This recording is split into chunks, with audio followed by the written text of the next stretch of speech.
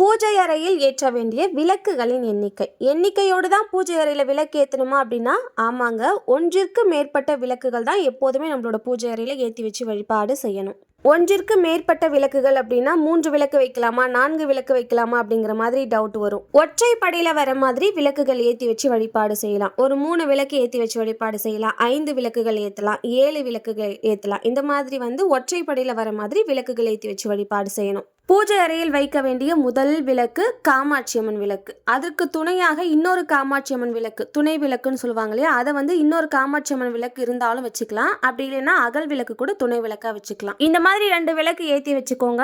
அடுத்து ஆத்ம விளக்கு அப்படின்னு சொல்லிட்டு ஒரு அகல் விளக்குல தீபம் ஏற்றி வச்சு வழிபாடு செய்யுங்க. இதை தவிர்த்து உங்களுக்கு இன்னும் எக்ஸ்ட்ரா ஆட் பண்ணிக்கணும் அப்படின்னா 2 குத்து விளக்கு சைட்ல வச்சு வழிபாடு செய்யுங்க.